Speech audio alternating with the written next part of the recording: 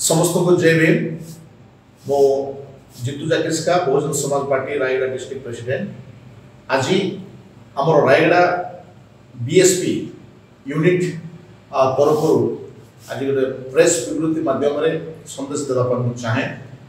आपण मैंने जानते अगस्ट 1 तारिख दिन माननीय सुप्रीम कोर्ट एसटी एससी मानक उपरे कोटा भितर कोटा क्रिमिलियर व्यवस्था जो लागू करने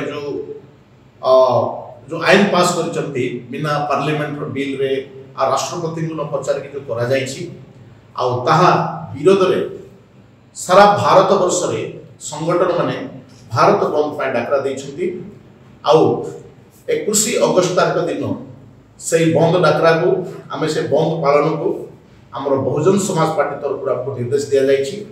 आमर बीएसपी पार्टी रो सुप्रीमो बहन मायावती जी एवं राज्य सभापति आदेश क्रमे आज आम सूचना देवाई चाहूँ।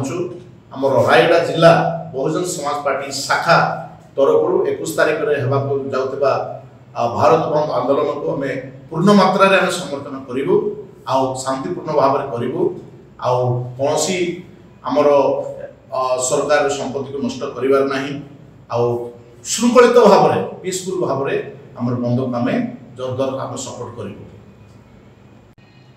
नमस्कार, मो ना पूर्णचंद्र डागिरी, रायगढ़ जिला बहुजन समाज पार्टी सीनियर कर्मकर्ता। गत अगस्ट 1 तारिख में माननीय सुप्रीम कोर्ट जो निर्देश देते एससी एसटी रिजर्वेशन जो क्रिमिनल लगे कोटा भितर कोटा यहाँ गोटे जाति को जाति सहित झगड़ा कर व्यवस्था ये बिल्कुल असंवैधानिक।